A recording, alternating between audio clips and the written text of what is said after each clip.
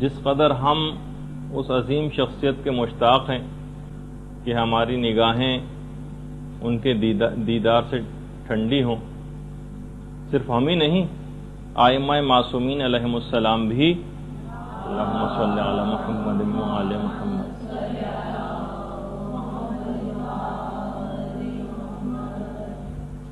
امیر المؤمنین علی ابن ابی طالب علیہ الصلوۃ والسلام بھی اللہم صلی علی محمد و آل محمد۔ بحار الانوار کی 51ویں جلد میں مولا نے ایک سرد آہ کھینچی روایت میں، میں ان سے ملاقات کا کس قدر اشتیاق رکھتا ہوں۔ مولا کائنات ابو الائمہ وہ امام زمانہ سے ملاقات کے کس قدر شوقین تھے، اور ایک دفعہ تو اپنے دل کی طرف اشارہ کر کے مولا کائنات نے کہا تھا، اپنے دل کی طرف اشارہ کیا اور ایک آہ بھری کہ میں ان کو دیکھنے کا کس قدر مشتاق ہوں۔ اور کیوں نہ ہو، حقیقت یہ ہے کہ امام زمانہ اتنی عظمت رکھنے والی شخصیت ہے کہ باقاعدہ جیسا کہ آیت اللہ مستنبط نے اپنی کتاب القطرہ کے اندر لکھا ہے کہ حضرت خضر علیہ السلام کو آپ دیکھیے کہ کتنی بڑی قدر و منزلت کے حامل حضرت خضر، کہ حضرت موسیٰ جیسے نبی کی استادی کا شرف ان کو حاصل ہو رہا ہے، لیکن اتنی عظمت رکھنے کے بعد کہ موسیٰ جیسے نبی ان کی شاگردی میں جا رہے ہیں، ہم یہ دیکھتے ہیں کہ حضرت خضر حضرت حجت کے تابع اور ان کی رعیت میں سے۔ اس سے اس بات کا بھی اندازہ ہوتا ہے کہ حضرت حجت کی عظمت کس قدر زیادہ ہے۔ صرف یہی نہیں کہ حضرت حجت کی عظمت، بلکہ ان سے جو منسوب چیزیں ہیں ان کی عظمت کس قدر زیادہ ہے۔ امام سے منسوب جو مسجد جمکران ہے، مسجد جمکران باقاعدہ جنت الماوا کی روایت ہے کہ من صلاح، امام زمانہ نے مسجد جمکران کی باؤنڈریز کھینچی تھی نا، اور انہوں نے اس مسجد کو بنایا تھا۔ من صلاح فکأنما صلی فی البیت العتیق، مسجد جمکران میں نماز پڑھنے کا سبب وہی ہے جو خانہ کعبہ کے اندر نماز پڑھنے کا ہے۔ تو صرف یہی نہیں کہ امام زمانہ سے منسوب شخصیات بلکہ چیزیں نہ صرف امام زمانہ کی اپنی ذاتی نہیں، بلکہ ان سے منسوب جتنی چیزیں ہیں ان سب کی بھی عظمت بہت زیادہ۔ اس کو بند کر دیں۔ اسی طریقے سے مثلا مسجد سہلہ، چھٹے امام کی جو روایت ہے امام جعفر صادق علیہ الصلوۃ والسلام کی، کہ جو شخص بھی 2 رکعت نماز مسجد سہلہ میں پڑھ لے گا، خدا اس کی عمر میں 2 سال کا اضافہ کر دے گا۔ 2 رکعت نماز پڑھنا مسجد سہلہ میں 2 سال کا عمر میں اضافہ کر دیتا ہے۔ اور یہ ایک ایسے امام کا ہم ذکر کر رہے ہیں جس کے لیے باقاعدہ جملہ ہے زیارتوں میں، السلام علیک یا قطب العالم، یعنی جس پر کائنات کا پورا دار و مدار ہے وہ شخصیت، اس پر ہمارا سلام۔ السلام علیک یا امام المسیح، حضرت عیسیٰ کے امام آپ پر ہمارا سلام۔ جو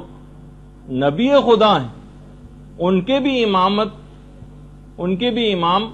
امام زمانہ عجل اللہ تعالی فرجہ الشریف کی ذات گرامی اللہ صلی۔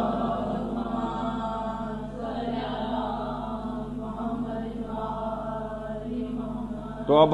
ہم سب اشخاص کی ذمہ داریوں میں سے ایک ذمہ داری ہے کہ ہمیشہ اور مستقل ان کو یاد رکھیں۔ باقاعدہ الگ سے ذمہ داریوں میں ایک چیز ہے کہ امام زمانہ کو مستقل یاد رکھا جائے۔ کچھ پاکیزہ نفوس ایسے ہیں کہ جنہوں نے باقاعدہ امام زمانہ کو اپنے خواب میں دیکھا تھا، جس میں امام زمانہ نے خود فرمایا تھا کہ تمام مومنین عزاداری سید الشہداء کی مجالس میں مصائب سننے کے بعد میرے لیے دعا ضرور کیا کریں۔ باقاعدہ حضرت حجت کا جملہ ہے۔ کہ تمام مومنین مصائب سید الشہداء کو سننے کے بعد میرے لیے ضرور دعا کریں اور میں بھی ان کے لیے دعا کروں گا۔ مکیال المکارم میں آیت اللہ سید محمد تقی اصفہانی انہوں نے باقاعدہ ذمہ داریوں میں سے ایک ذمہ داری قرار دیا ہے کہ مستقل ایسی مجالس اور محافل کا انعقاد آپ لوگ کیجئے کہ جس میں امام زمانہ کا تذکرہ ہو اور ان کو یاد کیا جائے۔ یہ مستقل ذمہ داریوں میں سے ایک ذمہ داری۔ حضرت حجت خود ان تمام حالات سے جو اس وقت مومنین کے ساتھ جب سے حضرت حجت غائب ہیں تب سے لے کر آج تک پیش آ رہے ہیں، مستقل سخت غمگین اور محزون ہیں۔ شیخ محمد جعفر جوادی ایک عالم گزرے، انہوں نے جب امام زمانہ علیہ السلام کو خواب میں دیکھا تھا تو باقاعدہ امام سے سوال کیا تھا کہ مولا آپ کی اس کیفیت کے متعلق انہوں نے جب سوال کیا تو امام نے ایک جملہ 2 دفعہ فرمایا،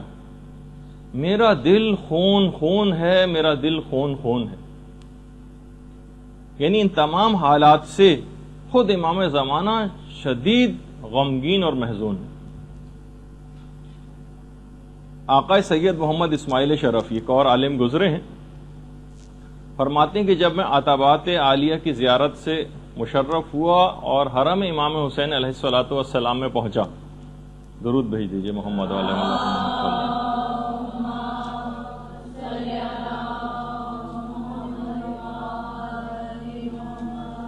تو میں نے دیکھا کہ خورشید جہاں اپنے جمال کی پوری تابش کے ساتھ ظاہر ہو گئے، یعنی امام زمانہ کو انہوں نے اپنی آنکھوں کے سامنے دیکھا۔ آقا سید محمد اسماعیل شرفی کہہ رہے ہیں میں والہانہ لپک کے امام کے پاس گیا اور پوچھا کہ آپ کون ہیں، حالانکہ دل کو یقین ہو چکا تھا کہ امام زمانہ ہے۔ تو اس وقت امام زمانہ نے ایک جملہ کہا، میں اس کائنات کا سب سے مظلوم ترین فرد ہوں۔ واقعی اگر آپ اس لحاظ سے دیکھیں کہ کب سے امام کی ذات اتنی سب مصائب کو دیکھتی آ رہی ہے اور شیعت کے اوپر، اپنے ماننے والوں کے اوپر اور اپنی اولادوں کے اوپر کیسے مظالم انہوں نے دیکھے ہیں، تو اب ہماری ذمہ داریوں میں سے ایک ذمہ داری یہ ہے کہ ہم اس امام کی معرفت کو تو ضرور حاصل کریں۔ ان کی معرفت حاصل کرنا یہ کوئی بہت عنقا چیز اور ایک ایسی چیز نہیں ہے کہ جس کو حاصل نہیں کیا جا سکے، یا فقط چند ہی دنیا کے اندر افراد ایسے ہوں گے جو امام زمانہ کی معرفت کو حاصل کر سکتے ہیں۔ نہیں، ہر شخص حاصل کر سکتا ہے۔ خود امیر المؤمنین علی ابن ابی طالب علیہ الصلوۃ والسلام فرماتے ہیں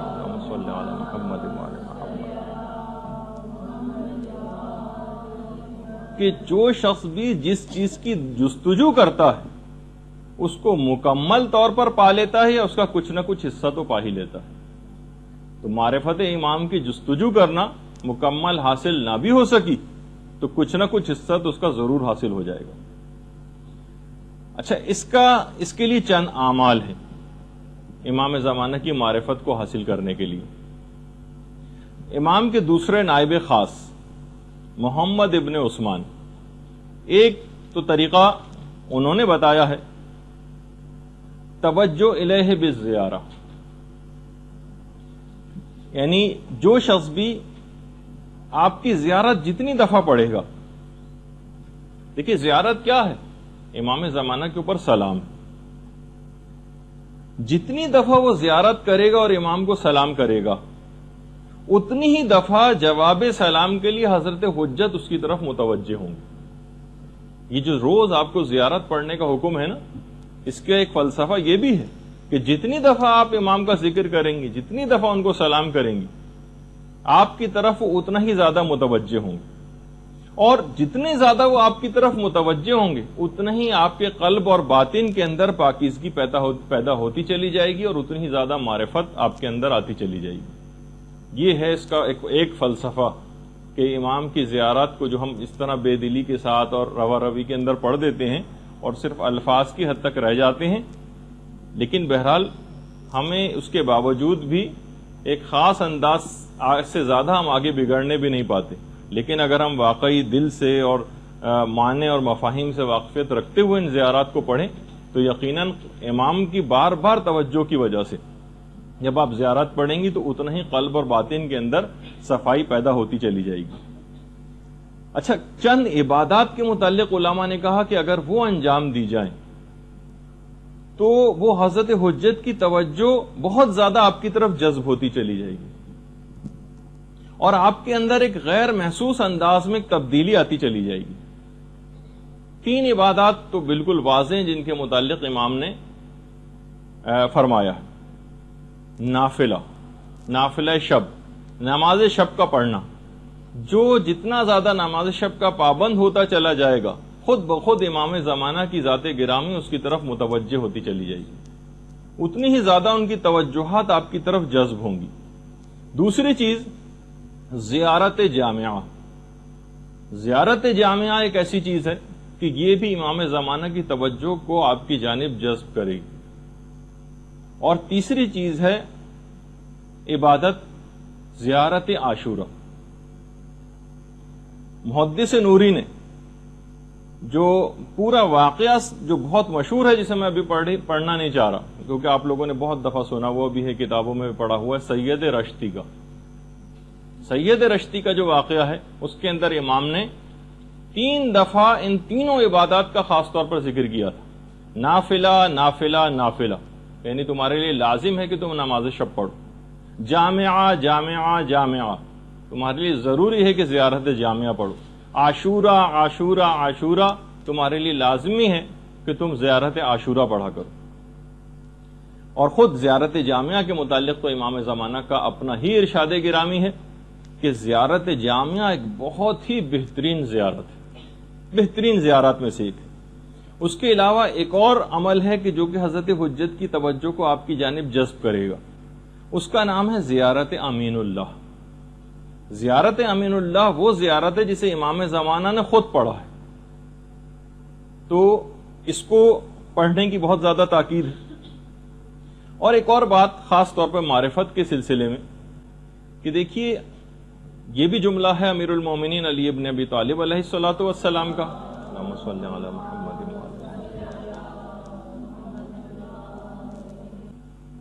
باقاعدہ شرح غرر الحکم میں روایت ہے امیر المومنین سے کہ بلند ترین مقامات پر فقط اپنی عادات پر قابو پا کر ہی پہنچا جا سکتا ہے۔ ہم دیکھتے ہیں کہ ہماری بہت ساری عادات، سستی اور کاہلی، اور خاص طور پر جو سب سے بری عادت جو ہم سب کے اندر موجود ہے چند ایک مستثنیات کو چھوڑ کر، وہ ہے غفلت۔ علماء نے کہا کہ ہر چیز کو بہت سرسری طور پر لینا، ہر عذاب ہم نے سن لیے تمام گناہوں کے، کوئی ہم پر اثر ہوتے دیکھنے میں نہیں آ رہا۔ جو کہ پچھلی دفعہ بھی روایت میں نے بیان کی آخری زمانے کی نشانیوں میں سے کہ امام نے فرمایا تھا کہ نشانیاں مسلسل پوری ہو رہی ہوں گی لیکن کوئی ان سے اثر لینے والا نہ ہوگا، کسی کا کے کان پر جو نہیں رہیں گی۔ اگر آپ خود بھی دیکھیں، مسلسل آج ہمارا 4تھا ہفتہ ہے اس متعلق بیان کرتے ہوئے، کتنی نشانیاں آپ سن چکی ہیں، کتنا دل کو یقین آ چکا ہے کہ امام زمانہ کا ظہور کس قدر قریب ہے، ساری تقریباً نشانیاں پوری ہوتی جا رہی ہیں، اور اس کے باوجود ان 4 ہفتوں کے اندر کون سی عمل میں تبدیلی آئی، یہ آپ اپنے طور پر دیکھیے گا۔ سب سے بڑی جو بری عادت ہے ہماری وہ ہے غفلت، اور مولا نے فرمایا کہ بلند مقامات پر فقط اور فقط اپنی عادات، بری عادات کے اوپر غلبہ پا کر ہی پہنچا جا سکتا۔ تو معرفت اسی وقت حاصل ہو سکے گی کہ جب ہم اپنی ان بری عادات کو، مثلا بہت زیادہ سونے کی عادت، بہت زیادہ باتیں کرنے کی عادت، بہت زیادہ چیزوں کو سرسری لینے کی عادت، کسی چیز کو کوئی گویا اہمیت ہی نہیں دینی، کتنی بھی باتیں سنتے چلے جائیں، کتنی بھی احادیث کان کے اندر پڑھتی چلی جائیں، تو لیکن اس میں بھی سب سے بری عادت جو ہے وہ اس غفلت ہے۔ تو بہرحال یہ دیکھنا پڑے گا کہ ہم کیا ہیں، ہمارا ہدف اور ہمارا مقصد زندگی کیا ہے، یہ آپ کو طے کرنا پڑے گا۔ ایک بہت ہی اہم ترین چیز ہے، اور اپنے آپ کو ہمیشہ اس کے اندر آپ کو دیکھنا پڑے گا کہ آپ آخر زندگی میں آپ کو کرنا کیا ہے، آپ کا ہدف زندگی کیا ہے۔ اس غفلت کی زندگی سے باہر نکلنا پڑے گا، ایک ہدف زندگی طے کیجئے اور اس کے لیے دن اور رات ایک کر دیجئے، پھر آپ کو معرفت کا کوئی درجہ حاصل ہو سکے گا۔ اچھا، اسی طریقے سے ابھی جو بار بار اس بات کا ذکر ہوا کہ جناب دعا کیجیے حضرت حجت کے لیے، وہ بھی آپ کے لیے دعا کریں گے، خود ان کی فرمائش ہے کہ میرے لیے دعا کیا کرو. اس کے باوجود ہم دیکھتے ہیں کہ ہماری دعائیں قبول نہیں ہوتی. کتنے مومنین دعا کر رہے ہیں لیکن دعا ہے کہ قبول ہونے میں نہیں آتی، ظہور کے سلسلے میں بھی. اور ہم جو عام زندگی میں لوگوں کا ایک طریقہ کار ہے اس میں بھی لوگ شکایتیں کرتے نظر آتے ہیں کہ ہمارا عمل انجام دے رہے ہیں لیکن کوئی دعا ہماری قبول نہیں ہوتی. دیکھیے ہمارے استاد نے ایک دفعہ ایک روایت پڑھی تھی آج سے تقریباً 15 سال پہلے، کتاب کیفر کردار کے حوالے سے. فرما یہ رہے تھے کہ دیکھیے 2 ٹانگوں والا جو آدمی ہوتا ہے وہ ایک ٹانگ والے کو دیکھ کر خدا کا شکر ادا کرتا ہے، اور ایک ٹانگ والا جو ہوتا ہے، یہ بھی روایت نہیں ہے تو خود بیان کر رہے تھے، وہ جس کی دونوں ٹانگیں نہیں ہوتی ان کو دیکھ کر خدا کا شکر ادا کرتا ہے. تو کائنات کی جتنے بھی موجودات ہیں ان سب نے خدا کا ایک شکر ادا کیا. کتے نے بھی خدا کا شکر ادا کیا، پروردگار تیرا لاکھ لاکھ شکر ہے کہ تو نے مجھے کتا بنایا. اب کتے سے اگر سوال کیا جائے کہ تم کس بات کا شکر ادا کر رہے ہو، تم سے زیادہ نہ تو کوئی نجس ہے نہ تم سے زیادہ بدتر کوئی جانور ہے، تو کتے نے کہا ہاں میں خدا کا شکر ادا کر رہا ہوں کہ اس نے مجھے کتا بنایا ہے، سور نہیں بنایا. سور نے بھی خدا کا شکر ادا کیا، اے پروردگار تیرا لاکھ لاکھ شکر ہے جعلنی خنزیرا، کہ تو نے مجھے خنزیر بنایا. بھائی تم کو شکر ادا کرنے کی کیا ضرورت ہے؟ تم تو سب سے کتے سے بھی زیادہ بدتر ہو، نجس العین ہو، ہر رطوبت تمہاری نجس ہے، ساری فقہ کی کتابیں تمہاری ایک لحاظ سے مذمت میں نجاست کے ذکر سے بھری ہوئی ہیں، تم کس بات کا شکر ادا کر رہے ہو؟ تو خنزیر نے بھی کہا میں اس بات کا شکر ادا کر رہا ہوں کہ پروردگار نے مجھے خنزیر بنایا ہے، بے نمازی نہیں بنایا. اس سے آپ اندازہ لگائیے. تو اب وہ روایت ہمارے استاد نے پیش کی تھی کہ دیکھیے کچھ گروہ ایسے ہیں کہ جو جس جگہ پر موجود ہوں وہاں دعا کبھی قبول نہیں ہوتی. ان میں ایک روایت ہے کہ جس گھر میں کتا موجود ہو وہاں رحمت کے فرشتے نہیں آتے، رحمت کے فرشتے نہیں آتے تو دعا کی قبولیت بھی نہیں ہوتی. جس گھر میں کتا ہو، اور جس گھر میں کتے سے بھی بدتر سور ہو وہاں پہ بھی رحمت کے فرشتے نہیں آئیں گے اور دعا قبول نہیں ہوگی. اور جس گھر میں خنزیر سے بھی بدتر بے نمازی موجود ہو یا گنڈے دار نماز پڑھنے والے ہوں وہاں پر بھی، یعنی ان تمام اعمال جو انجام دیے جاتے ہیں، دعائے کمیل پڑھی جا رہی ہے اور زیارتیں پڑھی جا رہی ہیں، رحمت کے فرشتے خدا کی طرف سے آتے ہیں لیکن ہر طرف سے اس گھر کے دروازے اپنے لیے بند پاتے ہیں، وہاں منڈلاتے ہیں آس پاس اور پھر وہاں سے واپس چلے جاتے ہیں. پروردگار کی رحمت آتی ہے لیکن کچھ وجوہات ایسی ہیں، کچھ گروہ جن میں سے ایک گروہ بے نمازیوں کا بھی، کہ جب کتے کی وجہ سے رحمت کے فرشتے نہیں آتے تو اس سے بھی بدتر خنزیر ہے اور خنزیر سے بھی بدتر بے نمازی. تو کوشش کریں گے گھر میں ایسے افراد، دوسرے الفاظ میں معاشرے کے اندر تبدیلی یا امام اس وقت آئیں گے جب آپ اتنے افراد تو پیدا کر لیں کہ جب امام ایک الہی حکومت کے قیام کا اعلان کریں تو انہیں ہر منصب کے اوپر فائز کرنے کے لیے عادل افراد کی ضرورت ہوگی. فاسق و فاجر و بے دین اور جاہل افراد تو ان عہدوں کے اوپر نہیں مقرر کیے جائیں گے نا. تو معاشرے کے اندر زیادہ سے زیادہ علم کو فروغ دینا ہے اور معاشرے سے زیادہ گناہوں کو ختم کرنا ہے. اور اس میں اپنے جو دعائیں قبول نہیں ہوئی اس کے اندر سے ایک وجہ یہ بھی ہے کہ آپ نے اب تک وہ کام ہی مکمل نہیں کیا جس کو ایک لحاظ سے گراؤنڈ ورک کہا جاتا ہے، ایک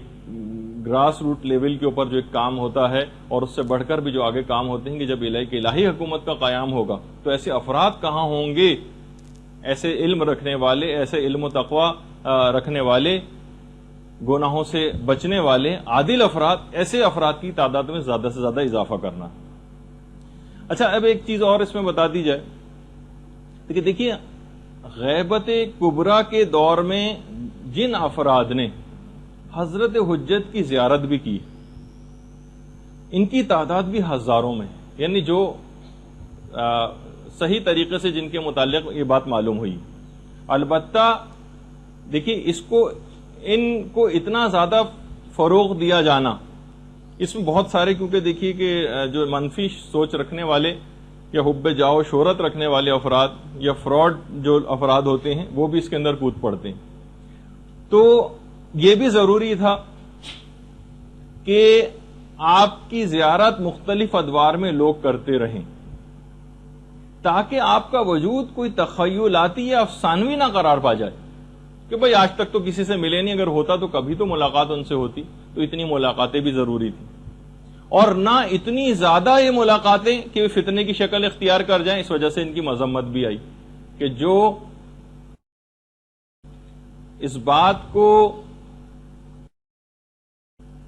ظاہر کرے گا کہ میری امام سے ملاقات ہوئی اور لوگوں سے کہتا پھرے، شاید آیت اللہ جواد تبریزی کا جملہ، یہ اس بات کی دلیل ہے کہ اس کی ملاقات امام سے نہیں ہوئی. یعنی جو یہ کہتا ہے کہ میری ملاقات ہوئی، تو وہ جس کی ملاقات ہوتی ہے وہ بتاتا نہیں ہے، یا اس کے انتقال کے بعد پتہ چلتا ہے کہ ان کی ملاقات ہوئی تھی. تو بہرحال اس لحاظ سے یہ ایک سلسلہ ایک خاص مصلحت سے شروع کیا گیا کہ کچھ افراد کو مختلف ادوار میں زیارتیں بھی کروائی جائیں. اور باقاعدہ ایران کے اندر تو اس مسئلے نے جب سے ملاقات امام زمانہ نام کی کچھ کتابیں چھپیں تو تقریباً ایران میں ایک فتنہ سا نمودار ہو گیا تھا. ہر شخص تقریباً، کیونکہ ہر طرح سے لوگ رہنے والے وہاں پر بھی ہیں، اس بات کا مدعی ہو گیا. کسی کا کوئی کام ہو گیا، کسی کا مثلا گاڑی کا ٹائر پنکچر ہو گیا اور اس کا کوئی آدمی آیا اس کا ٹائر درست کر دیا، تو انہوں نے کہا تو امام زمانہ مثلا تشریف لائے تھے. تو ایک بالکل ایک مذاق سا بن کے رہ گیا. باقاعدہ کچھ ایسی کتابوں کو وہاں پر جلایا گیا، مظاہرے ہوئے، کچھ کتابوں کے لکھنے والوں کو وہاں پر اریسٹ بھی کیا گیا، اور تاکہ اس فتنے کے اوپر کسی طور پہ قابو پایا جا سکے. لیکن بہرحال الحمدللہ اس میں قابو پا لیا گیا اس پر. تو یہی چیز یہاں پر بھی آپ کو دیکھنی ہوگی کہ اگر اس طرح سے کوئی دعویٰ کرنے لگے تو یہ آپ کو اپنی ذمہ داری پتہ ہونی چاہیے کہ آپ کا اس وقت اقدام کیا ہونا چاہیے. اس پہ ہم ایک دفعہ ذکر کر بھی چکے ہیں آپ کی ایک نشست میں، جس میں مجتہدین کے آراء اور فتاوی سلسلے میں نقل کیے گئے تھے. اچھا، جتنی بھی علامتیں جیسے کہ ہم اس سے پہلے بیان کر رہے تھے کہ جو پوری ہو چکی، بہت ساری تو ایسی ہیں جو مسلسل پوری ہوتی ہوئی بھی نظر آ رہی، کتنی تو آپ نے سن لی. مثلا ایک وہ جو روایت ہے کہ مسلمانوں کا مقابلہ سلطان روم سے ہوگا. جیسے کہ آپ کے علم میں اس وقت جو سلطان روم یعنی امریکہ کس طرح سے پورے مسلمانوں کے خلاف اس نے ایک فوج کشی کا ایک سلسلہ شروع کر رکھا ہے، تو مسلمانوں کا مقابلہ سلطان روم سے ہوگا. یہ بھی روایات میں کہ حاکم حجاز حاکم بغداد کو اکسائے گا کہ وہ میرے بیٹے کے ملک پر حملہ کریں، جبکہ میرا بیٹا اس وقت حاکم خراسان ہوگا. میرا بیٹا ایک ایسے انقلاب کے بعد حکومت کو حاصل کرے گا جس میں 80,000 سے زائد مومنین اپنی جانوں کا نذرانہ پیش کریں. دیکھیے کتنی روایات ایسی. اسی طریقے سے میرا بیٹا ایک ایسے ظالم کو اقتدار سے ہٹا کر آگے آئے گا کہ جس کے سلسلے میں فقط 2 ہی بادشاہ ہوں گے. ہم دیکھتے ہیں کہ امام خمینی جس بادشاہ کو ہٹا کر جو پہلوی خاندان تھا، اس سے پہلے فقط 2 خاندانوں کے اندر ایران کے اندر حکومت رہی، صفوی خاندان اور قاجار خاندان. کہ میرا بیٹا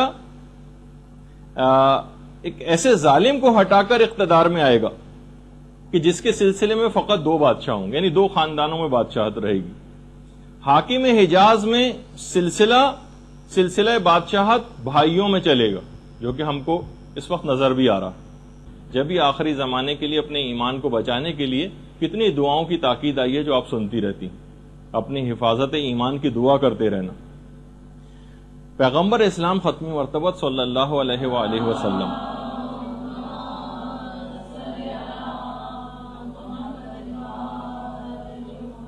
فرماتے ہیں اپنے صحابہ سے، ایک دفعہ پیغمبر نے فرمایا، کیا تم کو پتا ہے کہ سب سے زیادہ قابل تعجب ایمان کس شخص کا ہے؟ کچھ صحابہ نے کہا یا رسول اللہ ملائکہ کا ایمان. پیغمبر نے کہا نہیں، وہ تو بہرحال اللہ کی ایک معصوم مخلوق ہیں، ان کے ایمان پر تو کوئی تعجب کی بات نہیں. لوگوں نے کہا یا رسول اللہ انبیاء کا ایمان. پیغمبر اسلام نے کہا نہیں، انبیاء بھی خدا کی معصوم ہستیاں ہیں اور ان کا ایمان کوئی قابل تعجب ایمان نہیں. کہا کہ اچھا یا رسول اللہ ہمارا ایمان. کہا کہ نہیں، تم تو میرے سامنے موجود ہو، تم مجھے دیکھ بھی رہے ہو، تمہارا ایمان بھی قابل تعجب نہیں. کہا کہ یا رسول اللہ پھر آپ ہی فرمائیے کہ کون سے ایسے افراد ہیں جن کا ایمان سب سے زیادہ قابل تعجب. کہا آخری زمانے میں آنے والے ان مومنین کا جنہوں نے نہ مجھے دیکھا ہوگا نہ میری اولاد کو، اور میرے آخری فرزند پر ان کا اعتقاد اتنا زیادہ مضبوط ہوگا کہ پہاڑ ٹل جائیں گے مگر ان کا ایمان ختم نہیں ہوگا، اور وہ سفیدی پر سیاہی کو دیکھ کر ایمان لائیں گے، جس کے متعلق علماء نے کہا کہ یعنی امام کو انہوں نے دیکھا نہیں ہوگا لیکن سفیدی پر سیاہی یعنی کاغذ کے اوپر لکھی ہوئی حدیثوں کو پڑھ کر کتابوں کے اندر ایمان لائیں گے۔ تو اس سے آپ اندازہ لگائی کہ بہرحال پیغمبر اسلام نے آخری زمانے میں، ہم ایسے نہیں کہ فقط ہماری مذمت ہی ہوتی رہے، ایمان کے اوپر جو ثابت قدم رہیں گے اور امام کے اوپر مضبوط اپنے اعتقاد کو رکھیں گے، پیغمبر اسلام نے کہا کہ ان لوگوں کا ایمان بہت زیادہ قابل تعجب ہے، جنہوں نے کچھ بھی تو نہیں دیکھا، نہ اماموں کو دیکھا، اتنے صدی سے زائد عرصہ گزر گیا اور ہم ہزاروں سال گزر گئے، کئی صدیاں گزر گئیں، لیکن ہم نے تو کسی بھی معصوم ہستی کو اپنی آنکھوں سے نہیں دیکھا، اس کے باوجود ثابت قدمی کے ساتھ رسول کے آخری فرزند پر ایمان رکھنا یہ قابل تعجب بات ہے۔ ایک دفعہ پیغمبر اسلام نے یہ بھی جملہ ارشاد فرمایا کہ اے میرے پروردگار مجھے اپنے بھائیوں سے ملحق کر دے۔ صحابہ نے عرض کیا یا رسول اللہ کیا ہم آپ کے بھائی نہیں؟ کہا کہ نہیں، تم تو میرے دوست ہو، میرے بھائی تو آخری زمانے کے وہ مومنین ہیں جن کا مرتبہ تم سے بھی زیادہ بلند ہے، جن کا مرتبہ تم سے بھی زیادہ بلند ہے۔ انہوں نے کہا یا رسول اللہ ہم نے آپ کے ساتھ جنگیں لڑی ہیں، کتنی قربانیاں دی ہیں۔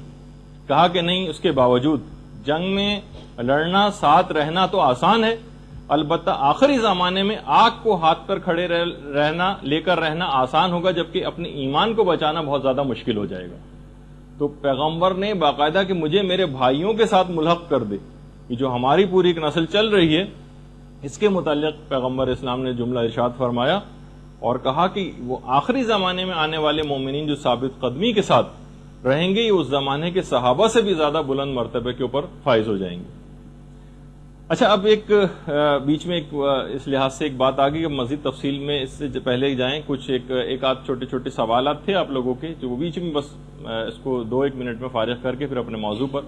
ایک تو یہ پوچھا گیا تھا کہ جناب یہ جو انتینا والی جو روایت آپ نے سنائی تھی اس کا حوالہ کیا ہے؟ اس میں نے خیر حوالہ بھی بتایا تھا اس وقت،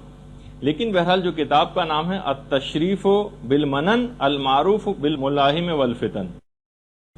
کتاب کا نام ہے التشریف بالمنن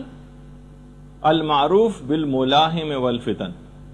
سید ابن طاؤس کی لکھی ہوئی کتاب ہے، اس کے اندر وہ روایت موجود ہے۔ اسی طریقے سے یہ بھی پوچھا گیا کہ وہ جو اوتاد و ابدال، نجبا اور اخیار اور صالحین کے متعلق جو روایت بیان ہوئی تھی کہ ہر زمانے میں ہوتے ہیں اور امام کے ساتھ بھی ہیں، اس کا ریفرنس کیا ہے؟ تو اس میں بھی شیخ ابراہیم عاملی کفمی، جنہوں نے اپنی کتاب مصباح کے اندر اس روایت کو نقل کیا۔ اچھا، اتنا بتا دوں کہ دیکھیے مصباح کتاب ویسے بہت ساری ہیں، صرف مصباح کے نام کی جو کتاب ہے وہ شیخ کفمی کی کتاب ہے، اور اس کے علاوہ مصباح الزائر کے نام سے ایک اور کتاب ہے، سید ابن طاؤس کی کتاب ہے مصباح الزائر۔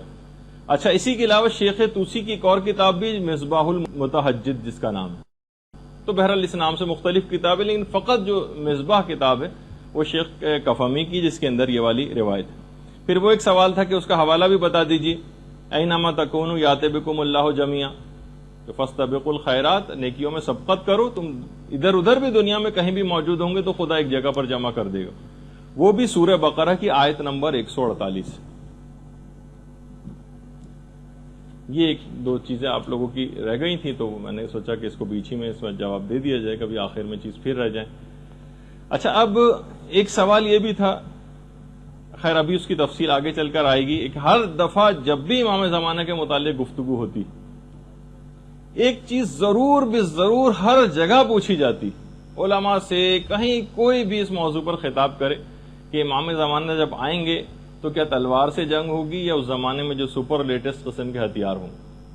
تو بہرحال اس میں خیر مختلف چیزیں ہیں، اب اس کی تو بحث میں ہمیں نہیں جانا، لیکن رجحان علماء سب کا یہی ہے کہ نہیں، اس زمانے میں جو سپر لیٹسٹ طریقے جو بھی اختیار اس زمانے میں ہوں گے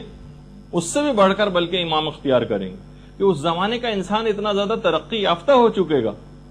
کہ وہ اپنے سے بہترین کوئی ٹیکنالوجی کوئی دیکھے گا تو ہی مروب ہوگا اور ایمان کو قبول کرے گا. یعنی اس کو اسی وقت یقین آئے گا جب وہ اپنے سے بہتر کسی چیز کے اندر وہ دیکھے گا کہ نہیں یہ تو ان کے پاس تو ہمارے سے بھی بہتر ایک چیز ہے. بلکہ علماء کا کہنا ہے کہ پہلے زمانوں کی نسبت آج کل کے دور میں تو ظہور امام زیادہ سے زیادہ سمجھ میں آ رہا کہ واقعی آج کے دور میں اگر ظہور امام ہو جائے. باقاعدہ ہمارے استادی سے ایک دفعہ ہم سب لوگ بیٹھے پوچھ رہے تھے تو انہوں نے یہ جملہ کہا تھا کہ آج کل کے دور میں زیادہ ظہور آسان ہے. پہلے زمانے میں تو جناب یہ تھا تلوار کا دور تھا اور معجزات تو اگر دکھاتے تو امام ایک الگ بات ہوتی. لیکن آج ہم دیکھتے ہیں کہ پورا کا پورا کمپیوٹرائز دور ہے. اگر بالفرض آج کمپیوٹر کوئی وائرس ایسا آ جائے جو پوری دنیا کے کمپیوٹر وائرس ایک دوسرے سے کنیکٹڈ ہیں اور سب سارے کے سارے جیم ہو جائیں تو سارا یعنی اس وقت پورا سسٹم جتنا بھی ہے الیکٹریسٹی کا اور مواصلات کا اور سب چیزوں کا وہ پورے کا پورا ان تمام جو بڑی طاقتیں ان کا پورا سسٹم اس کے اوپر چل رہا ہے. آج یہ کوئی بھی آج ہم دیکھتے ہیں کہ ناسا کی ویب سائٹس کے اندر اکثر جو بچے ہیں وہ تک کچھ ایسے پروگرامز بنا کے وہاں پر گھس گئے اور کتنی اس پہ فلمیں بھی بنائی گئی کہ میزائل تک فائر ہونے والے تھے اور انہوں نے کمپیوٹر کے پروگرام کے ذریعے وہاں تک اپروچ کر لیا. تو آج تو ایک معمولی سا ایک سافٹ ویئر اور پروگرام کوئی اتنا کوئی ذہین شخص ہو اور وہ اگر اس کو بنا لے اور اس کو لانچ کر دے تو یہ ساری طاقتیں جو ہیں وہ بالکل بیکار ہو کر رہ جائیں گی. تو آج کل کے دور میں تو یہ چیز زیادہ سمجھ میں آ رہی ہے. تو امام انہی طریقہ کار کو اختیار کر کے ان بڑی طاقتوں کو قابو بھی کریں گے اور تفصیل اپنے مقام پر آئے گی. لیکن آج اتنا وقت نہیں کیونکہ آج ہمیں ہر صورت میں اپنے اس موضوع کو مکمل کر لینا ہے. اچھا اب امام جب تشریف لے آئیں گے اور جتنی تفصیلات ہم نے بیان کی تو اس کے بعد یہ ہے کہ امام کچھ ایسی اصلاحات کریں گے, ایک ریفارمز ہوں گی پوری دنیا کے اندر. خاص طور پر اس کا آغاز کریں گے مکے سے. ایک تو مسجد الحرام کی جو حضرت ابراہیم کے دور میں جو حدود مقرر کی گئی تھیں جس کی پوری تفصیلات ہیں کہ حضرت ابراہیم کے دور میں حضرت ابراہیم نے کیا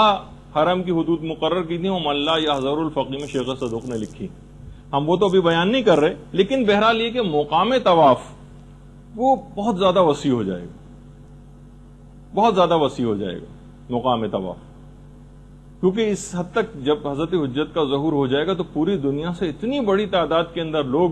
حج و عمرہ و زیارات کے لیے پہنچا کریں گے کہ بے پناہ رش کا اضافہ ہو جائے گا وہاں پر. اچھا مقام ابراہیم کو اپنی اصلی جگہ پر جو کہ جب زمانے رسول خدا میں تھا اس جگہ پر مقام ابراہیم کو لا کے رکھا جائے گا. آپ میں سے کسی نے دیکھا ہوگا تصویر کے اندر سنہری رنگ کا ایک شوکیس ہے جو خانہ کعبہ کے دروازے کے کچھ سامنے موجود ہے جو ذرا فاصلے پر ہے جس کے درمیان سے طواف کیا جاتا ہے مقام ابراہیم کے درمیان سے اور خانہ کعبہ کی دیوار سے. اس کو اپنے اصل مقام سے جو کہ زمانے رسول خدا میں تھا جو کہ ایک پورے تفصیل ہے اس کی جب انشاءاللہ آپ لوگوں کی حج کلاسز ہوں گی جو پچھلی بھی ہوئی تھی ان کو بھی سامنے بھی میں نے وہ چیز پیش کی تھی کہ باقاعدہ کس طرح سے ایک سیلاب آیا تھا اور مقام ابراہیم اپنی جگہ سے ہٹ گیا تھا اور اس کے بعد پھر حضرت عمر کے زمانے میں دوبارہ سے اس کی نپائی وغیرہ ہوئی تھی اور پھر اس کو اس جگہ پہ لا کے رکھا گیا جہاں آج ہے. خیر اس کی ایک الگ تفصیل ہے کہ پھر ائمہ کے جو اپنا دور آیا مولائے کائنات کو انہوں نے اپنے واپس اس جگہ پہ کیوں نہیں رکھا تو اس کی تفصیل بھی اپنی جگہ پہ ہے, جب انشاءاللہ ہوگا تو ہم اس میں بیان کریں گے. تو بہرحال زمانے رسول خدا میں وہ مقام ابراہیم خانہ کعبہ کی دیوار سے ملا ہوا تھا. جب بھی کہا جاتا ہے رکن اور مقام کے درمیان امام ٹیک لگا کر بیٹھے ہوں گے. رکن تو حجر اسود کو کہا جاتا ہے وہ کونا کہ جہاں پہ حجر اسود لگا ہوا ہے, اور مقام ابراہیم تو مقام ابراہیم کی اصل جگہ تو وہیں جو خانہ کعبہ کی دیوار سے ملا ہوا تھا, ورنہ امام کیسے پیٹ لگا کے بیٹھیں گے, ورنہ تو مقام ابراہیم کافی دور ہے. تو بہرحال اس زمانے میں امام ایک تو مسجد الحرام کی وہ پرانی سابقہ حدود پہ اس کو لے کر جائیں گے اور اس کے علاوہ مقام ابراہیم کو اپنی اصل جگہ پر خانہ کعبہ کے ساتھ ملا کر رکھیں گے. رش اتنا زیادہ ہو جائے گا طواف کرنے والوں کا کہ امام زمانہ کی طرف سے حکم آ جائے گا کہ مستحب طواف کرنے والوں پر پابندی, فقط اور فقط حج کے ایام میں خاص طور پر یہ بات ہوگی جب اتنا زیادہ رش ہوگا کہ ظاہر ہے کہ جو واجب طواف کرنے والے ہیں کہیں اس سے رہ نہ جائیں تو مستحب طواف کرنے کے اوپر پابندی لگا دی جائے گی۔ اسی طریقے سے جتنی بھی تفاسیر ہیں اس میں سے تفاسیر بالرائے یہ نکال دی جائیں گی، ان کو نکال کے پھینکا جائے گا تمام تفاسیر میں سے، تفسیر بالرائے جتنی کی گئی۔ تقریباً علماء نے کہا کہ رجال کی جتنی بھی کتب ہیں اس سے انسان بے نیاز ہو جائے گا، تمام قیاسی مسائل دفن ہو جائیں گے، فلسفے کے جتنی بھی فضول مباحث ہیں وہ سب ختم ہو کے رہ جائیں گے، اور تہذیب و ثقافت کے نام پر جو ایک مادر پدر آزادی کا جو تصور ہے یہ بھی امام زمانہ کی آمد کے بعد بالکل ختم ہو جائے گا۔ جتنے مسالک ہیں مسلک یہ سارے ختم ہو جائیں گے اور سب کے سب لوگ مومن کہلائیں گے۔ اچھا، اس زمانے میں جو ایک پوری تفصیل ہے کہ ہوگا کیا امام کے دور میں، جو افراد بے گھر ہوں گے ان کے متعلق یہ ہے کہ باقاعدہ امام کی طرف سے ایک اجازت عام ہوگی، جس کو جہاں جگہ ملے وہ قوانین کا احترام کرتے ہوئے اس جگہ پہ اپنے مکان کو بنا لے، اور جو مکان بنانے کی طاقت نہیں رکھتا ہوگا اس کے متعلق پھر یہ ہے کہ امام کی جو حکومت اسلامی ہوگی، عالمی حکومت، وہ خود ایسے افراد کو مکان بنا کر مہیا کرے گی۔ اس زمانے کے متعلق یہ ملتا ہے کہ قیمتیں جو ہیں مکانات کی، خاص طور پر وہ افراد کے جنہوں نے انویسٹمنٹ کرنے کے لحاظ سے مکانات کو خرید رکھا ہے، تو اس زمانے میں قیمتیں مکانات کی بہت زیادہ کم ہو جائیں گی، سوائے کوفے کے مکانات کی کہ اس کی دارالحکومت ہونے کے لحاظ سے ایک الگ حیثیت ہوگی تو اس کی تو قیمت زیادہ ہوگی، لیکن جو اور جگہوں کے اوپر مکانات ہیں تو کیونکہ قیمتیں اسی وجہ سے بڑھتی چلی جاتی، تو جب ہر شخص کو حکومت کی طرف سے گھر ملے گا، عالمی حکومت کی طرف سے، اسلامی حکومت کی طرف سے، تو پھر خود بخود ان مکانات کی قیمتیں کم ہوتی چلی جائیں گی۔ لوگوں کے دلوں سے کینہ نکل جائے گا امام کی حکومت کے آنے کے بعد، اور ہر طرف فقط اور فقط خیر ہی خیر ہوگا۔ یہ بھی تفصیل ہے روایات میں کہ سڑکوں اور گلیوں میں جتنی بھی کھڑکیاں کھلتی ہیں گھروں کی ان کو بھی بند کر دیا جائے گا، سڑکوں اور گلیوں کی طرف جو کھڑکیاں کھلتی ہیں ان کو بند کر دیا جائے گا، اور جتنے بھی روڈز ہیں یہ تقریباً ہر روڈ جو مین روڈز ہوں گی وہ 120 فٹ چوڑی کر دی جائیں گی، اور گلیوں کے اندر جتنی بھی رکاوٹیں اور ڈنڈے کھڑے کیے جاتے ہیں ان سب کو بھی ہٹا دیا جائے گا۔ اچھا، اسی طریقے سے روایات میں یہ بھی ہے، اس کو ہم ظاہر ہے کہ اپنے الفاظ میں بیان کر رہے ہیں، کہ سڑکوں پر کھلنے والے جتنے گٹر ہیں یہ ان کو بھی بند کر دیا جائے گا۔ بہار الانوار کی 52ویں جلد کے اندر پوری ایسی اصلاحات کا بھی تذکرہ کیا گیا ہے۔ پانچویں امام محمد باقر علیہ الصلوۃ والسلام فرماتے ہیں کہ جس نے بھی ظہور امام کو پا لیا، جس نے بھی ظہور امام کو پا لیا، جو بیمار ہوگا وہ تندرست ہو جائے گا، جو کمزور ہوگا وہ طاقتور ہو جائے گا۔ ابھی بیمار تندرست کیسے ہوگا یہ آگے چل کے بات آنے والی، کمزور طاقتور ہو جائے گا۔ اسی طریقے سے امام علوم کو ظاہر کریں گے۔ روایت میں یہ ہے کہ 27 جو علوم ہیں، یعنی اب تک ان 27 میں سے فقط 2% علوم جو ہیں یہ لوگوں کے سامنے آئے، ابھی جو 25 جو ریمیننگ ہیں یہ امام زمانہ کی آمد کے بعد امام خود ظاہر کریں گے ان 25 حصے علوم کے، یعنی علوم کے جو 27 حصے ہیں حضرت آدم سے لے کر اب تک دنیا میں فقط 2 حصے تقسیم کیے گئے، 25 حصوں کو امام خود آ کر ظاہر کریں گے۔ جب 25 کو امام خود آ کر ظاہر کریں گے تو اتنی زیادہ جینیٹک انجینئرنگ کے اندر دنیا ایک کمال پر پہنچ جائے گی، جس پہ اب ہم کلوننگ کے لحاظ سے صرف بات کرتے ہیں خالی، ورنہ جینیٹک انجینئرنگ کے اوپر جتنا کام ہو رہا ہے اب یہ لگتا ہے کہ جو ہر تقریباً جو بیماری اس کے جو کوڈنگ اور ڈی کوڈنگ کا مسئلہ ہے وہ سب کے سب پتہ چل جائیں گے تو دنیا سے بیماریوں کا خاتمہ ہو جائے گا۔ جینیٹک انجینئرنگ ایک بڑے کمال کے اوپر پہنچ جائے گی تو بیماریاں بھی خود بخود ختم ہو جائیں گی۔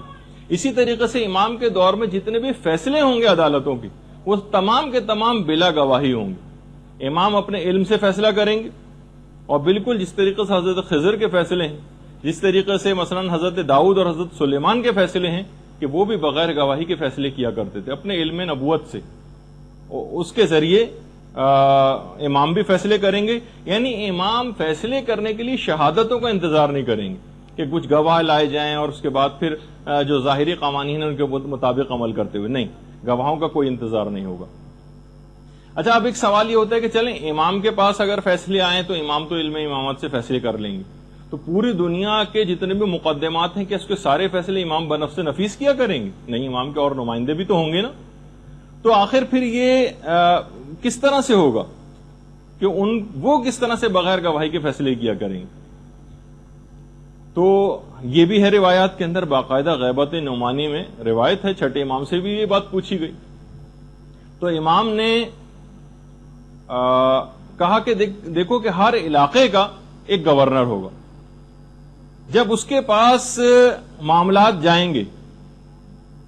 تو روایت میں ہے کہ اس علاقے کے گورنر کے پاس اس کے تمام معاملات اس کے کف دست میں ہوں گے، اس کے کف دست میں، یعنی جب بھی کوئی معاملے کو وہ مبہم پائے گا تو وہ اپنی ہتھیلی کو دیکھ لے گا، اس میں حقیقت لکھی ہوئی نظر آ جائے گی. اب اس میں کئی احتمالات علماء نے نقل کی کہ آخر ٹھیک ہے کہ امام اگر بنفس نفیس ان کی ذات گرامی اگر وہ فیصلے کرتی تو بات سمجھ میں آتی، لیکن پوری دنیا کے ہر معاملے کو تو امام نہیں نمٹائیں گے، ہر مقدمے کو. تو کچھ علماء نے کہا کہ اگر جو ان کے ہر علاقے کا جو ایک نمائندہ امام کا ہوگا اس کے معاملات اس کے کف دست میں ہوں گے، اور جب کسی معاملے کو مبہم پائے گا وہ اپنی ہتھیلی کو دیکھے گا اور اس کے بعد پھر اس کو وہ امر واضح ہو جائے گا. اب علماء نے کہا کئی احتمالات ہیں. پہلا احتمال تو یہ ہے کہ ہو سکتا ہے یہ سب باتیں بطور اعجاز ہوں، معجزے کے طور پر ایسی قوت عطا کر دی جائے امام کے ان نمائندگان کو. دوسرا علماء نے کہا ہو سکتا ہے، اب ہم قیاس آرائی کر سکتے ہیں، ہو سکتا ہے انٹرنیٹ کی طرح سے ہدایات کا یا رابطے کا وہ ذریعہ امام سے ہو، کوئی بھی جدید طریقہ. اور اب تو یہ چیز زیادہ نظر آنے لگی، پہلے تو جناب لیپ ٹاپ ہوتے تھے، اب پام ٹاپ بھی آ گئے، یعنی جو سمجھے صرف ہتھیلی کے اندر، یا آپ یہ میسیجنگ سسٹم جو آپ کے پاس موبائلوں کے اندر ہے، موبائل فونز کے اندر، اس کے اندر بھی یہی بات ہوتی کہ سیلولر فونز جو ہیں ان کے طرز پر کوئی چیز ہو، یا ہو سکتا ہے اس سے بھی لیٹسٹ کوئی چیز ہو جو اب ہماری سمجھ میں نہیں آ رہی. اور یہ بھی روایات کے اندر ہے، باقاعدہ مخطوطہ ابن حماد کے اندر روایت ہے کہ خود پیغمبر اسلام سے مروی روایت ہے کہ ظہور امام کے بعد لوگ اپنے مردوں کی خواہش کریں گے، کاش آج ہمارے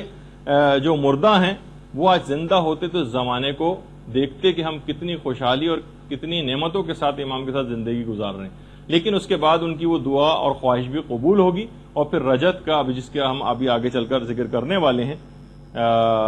اچھا اتنا اور بتا دیا جائے، اس کی بھی تفصیل علماء نے بتائی کہ حضرت موسیٰ کا جو عصا ہے نا، یہ اصل میں جنت کا ایک درخت ہے، آس، اس کی ایک شاخ ہے، اس کی شاخ ہے، جنت کا درخت ہے آس، الف مدزبر آ اور سین. حضرت جبریل نے مدین میں جب حضرت موسیٰ پہنچے تھے اس وقت ان کو یہ لا کر دیا تھا. اور پانچویں امام یہ بات بیان فرماتے ہیں کہ سب سے پہلے اس عصا کو حضرت آدم کو دیا گیا تھا، کہ جو حضرت موسیٰ کا عصا تھا نا پہلے حضرت آدم کے پاس تھا، اور اس کے بعد ان کے پاس سے ہوتا ہوتا ہوتا حضرت موسیٰ کے پاس آیا، اور اس کے بعد پیغمبر اسلام تک پہنچا، اور اس کے بعد امام فرماتے ہیں کہ پیغمبر اسلام کی وساطت سے ہم تک پہنچا ہے، اور یہ اب بھی ویسا ہی سرسبز ہے جس طرح سے روز اول میں اس کو کاٹا گیا تھا. اچھا یہ بھی ہے، چھٹے امام بیان فرماتے ہیں، ایک راوی ہے یعقوب سے، کہ کیا تم کو پتا ہے کہ حضرت قائم جب ظہور کریں گے تو ان کے پاس کون سی قمیض وہ پہنے ہوئے ہوں گے؟ اس نے کہا نہیں مولا مجھے آپ بیان فرمائیے. تو چھٹے امام اپنے گھر کے کمرے کے اندر گئے، وہاں سے ایک صندوق لے کر آئے، اور صندوق کو چھٹے امام نے کھولا تو اس کے اندر سے پیغمبر اسلام کی قمیض وہ نکالی. اللہم صلی علی محمد وآل محمد. اس قمیض کی جو آستین تھی اس کے اوپر خون لگا ہوا تھا، جو جنگ احد میں جب پیغمبر اسلام کے دندان مبارک شہید ہوئے تھے تو وہ خون پیغمبر اسلام کا اس قمیض کے اوپر لگا تھا. اس وقت جب ظہور کا وقت ہوگا تو پیغمبر اسلام کی یہ خون آلود قمیض یہ حضرت حجت پہنے ہوئے ہوں گے جو جنگ احد میں جس پر خون لگا تھا. راوی کہتا ہے یعقوب کہ میں نے اس قمیض کو لیا، اس کو بوسہ دیا، اور اس کے بعد پھر چھٹے امام نے اس قمیض کو بہت اچھے طریقے سے تہہ کیا، صندوق کے اندر رکھا، اور پھر دوبارہ اس کو رکھ کر آئے. اچھا یہ جو ایک تو پیغمبر اسلام کی ایک یہ اس طرح کی قمیص پہنی ہوگی، ایک پیراہن ہوگا، ایک اور لباس جو کہ حضرت یوسف کا ہوگا. وہ بھی روایت میں اکمال الدین و اتمام النعمہ میں شیخ صدوق نے اس کو نقل کیا ہے، اور مفضل ابن عمر اس کے راوی، کہ امام نے پوچھا کہ تم کو پتا ہے کہ جو حضرت یوسف کی قمیص تھی وہ کیسی تھی؟ کہا کہ راوی نے کہا نہیں. تو پھر امام نے اس کی تفصیل بتائی کہ جس وقت حضرت ابراہیم کو آگ کے اندر پھینکا جا رہا تھا اس وقت جبرائیل وہ قمیض لے کر آئے تھے اور حضرت ابراہیم کو وہ قمیض پہنائی تھی، اور جس سے وہ محفوظ رہے. اور اس آگ کی جو اس سے پہلے کی حدت تھی اور اس کے بعد جب وہ آگ ٹھنڈی ہو گئی تھی تو اس کی سردی سے بچانے کے لیے بھی وہ قمیض جو حضرت جبریل نے ان کو پہنائی تھی، جس کی وجہ سے حضرت ابراہیم محفوظ بھی رہے تھے. پھر حضرت ابراہیم کا جب وقت وفات قریب آیا تو انہوں نے اس قمیض کو حضرت اسحاق کے بازوؤں کے اوپر باندھ دیا تھا، ان کے ایک بازو پر باندھ دیا تھا بطور تعویذ. اور انہوں نے پھر حضرت یوسف کے بازو پر حضرت اسحاق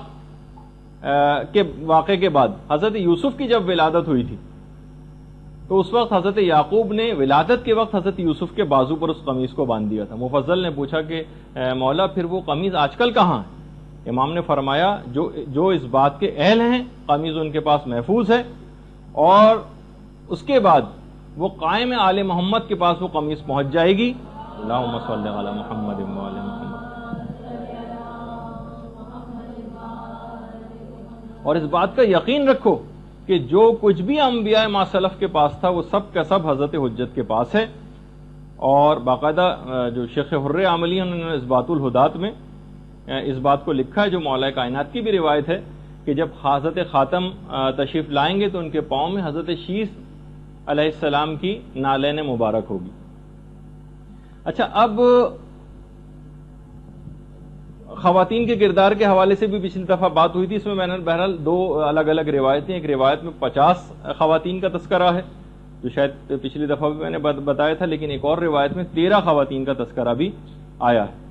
اور اس بات الہدات میں شیخ حر عاملی نے وہ والی روایت لکھی کہ جس میں کہا گیا کہ جو کام زمانے رسول خدا میں عورتیں انجام دیا کرتی تھیں وہی زمانے حضرت حجت میں بھی انجام دیں گی. اور دیگر جتنی بھی حکومتیں اس وقت ہوں گی جو باطل حکومتیں ہیں، پانچویں امام یہ فرماتے ہیں کہ امام کے قیام کے بعد جتنی باطل حکومتیں یہ ساری کی ساری معدوم ہو جائیں گی، ختم ہو جائیں گی. باقاعدہ منتخب الاثر میں آیت اللہ صافی گلپائگانی نے بھی ان روایات کو لکھا ہے. اچھا، اس کے علاوہ جیسے کہ ابھی آپ نے سنا کہ جو مختلف وہ ہوں گی کہ 120 فٹ یا 60 ہاتھ کے قریب روڈ چوڑی ہو جائیں گی، بلکہ روایت میں یہاں تک ہے کہ اس قدر روڈز بنانے میں امام کا اہتمام اس قدر ہوگا کہ اس کے راستے میں اگر کوئی مسجد بھی آئی، کیونکہ بہت ساری ایسی جگہوں پر بھی مسجدیں قائم ہو جاتی ہیں جو غصبی زمینیں ہوتی، کوئی مسجد بھی آئی تو اس کا بھی خیال نہیں کیا جائے گا اور اس مسجد کو بھی گرایا جائے گا. اور خاص طور پر جو پیدل چلنے والوں کے لیے پیڈسٹرین اسٹریٹس جو ہوتی ہیں وہ تعمیر کی جائیں گی. اور مساجد کی جتنی بھی ظاہری زیب و زینت ہے اس کو بھی ختم کیا جائے گا، سادگی کو زیادہ سے زیادہ رواج دیا جائے گا. مساجد کے جو مینار ہیں یہ گرائے جائیں گے. دیکھیے ایک اور بھی بات بتا دوں،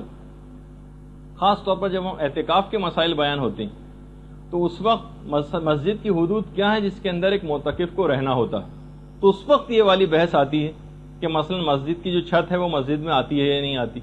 مسجد کے جو مینار ہیں اس پہ اگر کوئی معتکف چڑھ جائے تو وہ مسجد سے باہر تو نہیں چلا جائے گا. یا مسجد کی جو محراب ہوتی ہے، دیکھیے اسلامک آرکیٹیکچر میں آج کل مینار، محراب یہ ایک باقاعدہ حیثیت اختیار کر گئی اور لوگ اس کو سمجھتے ہیں کہ شاید یہ کوئی اسلامی چیز ہے. ٹھیک ہے، کوئی حرام تو نہیں ہے بہرحال محراب بنانا، لیکن مساجد کے اندر جو محراب جہاں پہ پیش امام کھڑا ہوتا ہے اور اس کے آگے ایک دروازہ ہوتا ہے، یہ اصل میں ظالم بادشاہوں نے ایک سلسلہ قائم کیا تھا جن کو اپنے اوپر دوران نماز حملوں کا خطرہ ہوتا تھا کہ کبھی ایسی صورتحال پیش آ جائے تو وہ دروازے سے آگے کے دروازے سے نکل کر باہر چلے جائیں. تو اس وقت یہ چیز آتی ہے کہ کوئی شخص مسجد کی محراب میں چلا جائے، مسجد کے مینار پر چڑھ جائے یا مسجد کی چھت پر چلا جائے تو وہ مسجد میں شمار ہوگا یا نہیں ہوگا، ایک بحث ہے. تو بہرحال مساجد کے جتنے مینار ہیں یہ گرا دیے جائیں گے. اور عقلی سطح اتنی زیادہ اس زمانے کے لوگوں کی بلند ہو جائے گی کیونکہ امام باقی جو 25 حصے ہیں علوم کے ان کو ظاہر کریں گے کہ گھر کی جو پردہ نشین عورتیں ہیں یہ مقدمات کے فیصلے کیا کریں گی، اور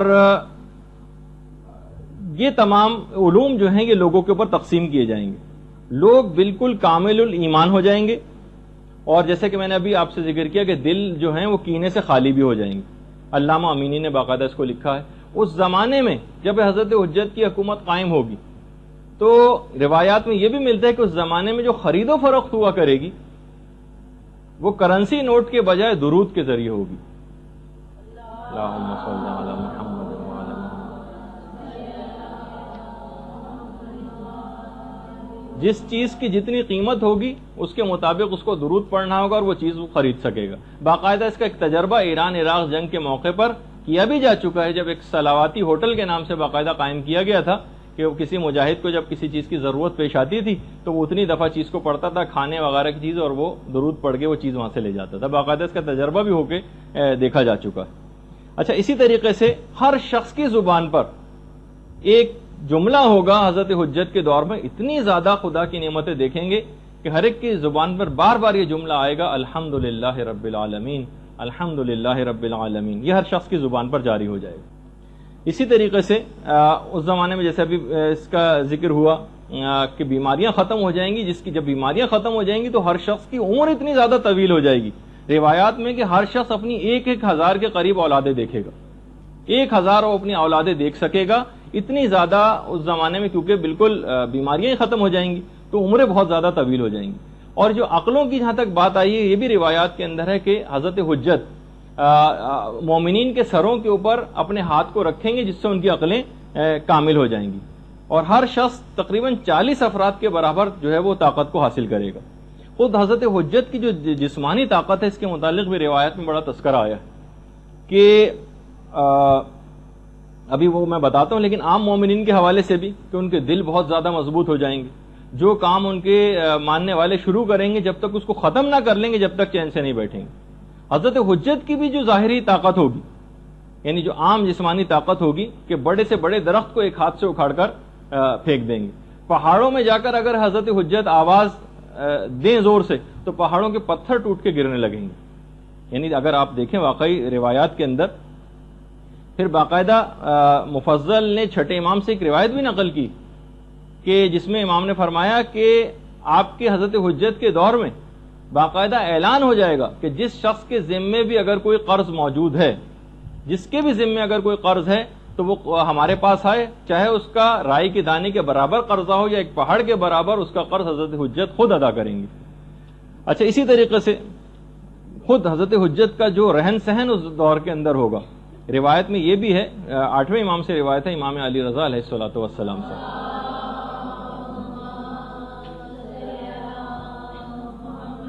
کہ امام کا جو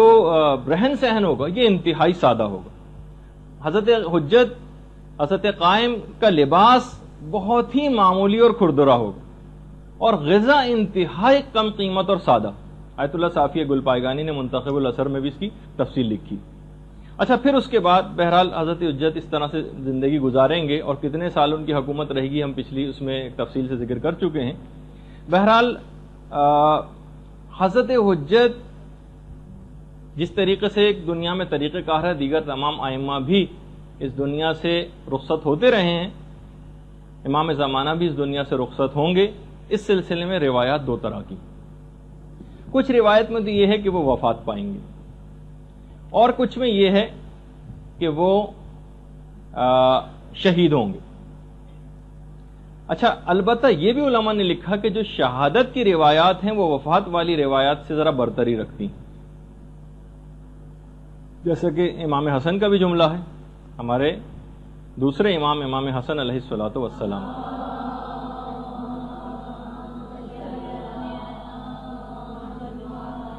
کہ ہم تمام امام یا تو زہر سے قتل ہوں گے یا پھر شہید ہوں گے۔ روایات میں یہ ہے کہ جب 70 سال تقریباً پورے ہو جائیں گے تو قبیلہ بنی تمیم کی ایک عورت جس کا نام سعیدہ ہوگا، سعاد نہیں، سین عین یہ دال ہے، سعیدہ، یہ ایک درخت کے اوپر بیٹھی ہوگی، بہت بڑا سا پتھر لے کے، اور جب حضرت حجت وہاں سے گزریں گے تو ان کے اوپر اس پتھر کو پھینکے گی، جس کے نتیجے میں حضرت حجت شہید ہو جائیں گے۔ روایات میں بھی کہ اس عورت کی جو شکل و صورت ہے اس کی ظاہری حالت مردوں کی طرح سے اس کی داڑھی ہوگی اس عورت کی۔ اچھا، لیکن یہ والی جو روایت ہے، اچھا ابھی کچھ ہی عرصے پہلے ایک بات بڑی مشہور بھی ہوئی تھی آیت اللہ بہجت کے حوالے سے، کہ جب وہ زارو قطار رو رہے تھے اور لوگوں نے اسے دریافت کیا تھا تو لوگ کہتے ہیں کہ انہوں نے اپنے گریے کا وجہ بیان کی کہ وہ عورت پیدا ہو چکی ہے جو حضرت حجت کو شہید کرے گی۔ اب بہت ساری جب ہم نے اس کا ویسے جب اس کی تحقیق کی اور وہاں کے علماء قوم سے پوچھا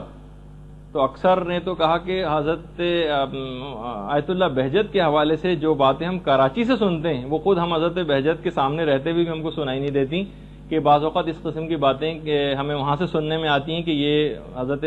آیت اللہ بہجت نے یہ بات کہی یا انہوں نے یہ عمل کیا ہے، یہ ہمیں وہاں سے پتہ چلتا ہے کراچی سے۔ تو بہرحال بعض اوقات بہت سی چیزیں اس طرح کی مشہور ہو جاتی ہیں جو پھر پھیلتی چلی جاتی ہیں معاشرے کے اندر۔ اب میں اس روایت کا پہلے بتا دیتا ہوں۔ اب یہ والی بھی جو روایت ہے اس کے متعلق سید محمد صدر جو ہیں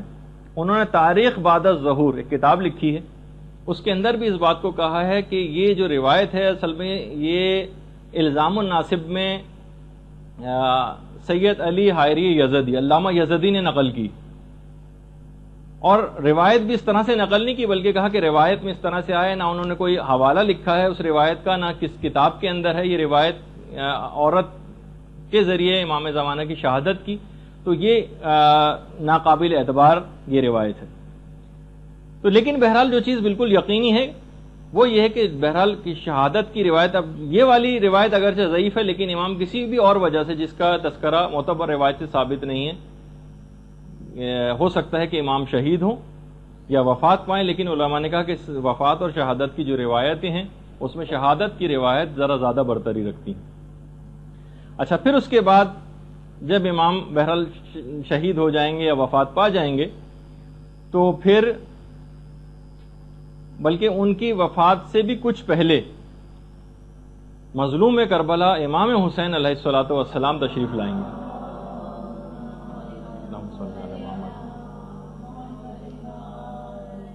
امام کو سوائے امام کے کوئی غسل نہیں دے سکتا۔ تو روایات میں یہ ہے کہ امام حسین یہ جن کی رجت ہوگی جس کا بھی ہم تذکرہ کرنے والے ہیں، سب سے پہلی رجت امام حسین علیہ السلام کی ہوگی جو تمام شہدائے کربلا اور 70 انبیاء کے ساتھ تشریف لائیں گے دوبارہ۔ اس وقت حضرت خاتم، حضرت حجت، حضرت قائم اپنی انگوٹھی اور جو تبرکات انبیاء ہیں یہ امام حسین علیہ الصلوۃ والسلام کے سپرد کر دیں گے۔ پھر اس کے بعد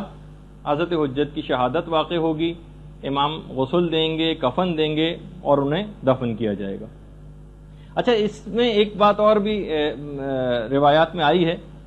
کہ جو شیطان والا جو واقعہ ہے کہ کیا شیطان کو امام زمانہ قتل کریں گے؟ چھٹے امام سے یہ بات پوچھی گئی کہ شیطان نے تو قرآنی آیت بھی ہے کہ قیامت تک کے لیے مہلت مانگی تھی، یعنی اسے وقت معلوم تک کی مہلت دی گئی، تو یہ کہہ دیا جاتا ہے کہ ہاں تجھ کو قیامت تک کی مہلت ہے، سورہ ہجر میں بھی جو کہ پوری آیت ہے۔ تو امام نے فرمایا اس کو حضرت قائم کے قیام تک کی مہلت دی گئی، امام کے پاس پھر جب اس کا آخری وقت قریب آ جائے گا شیطان کا تو امام کے پاس وہ زانوں کے بل چلتا ہوا مسجد کوفہ میں شیطان آئے گا اور اس وقت ایک جملہ کہے گا، ہائے میری بد نصیبی، یہ روایت کا جملہ ہے، اور پھر اس کے بعد امام اس کے پیشانی کے بالوں سے اس کو پکڑ کر اس کی گردن کو کاٹ دیں گے،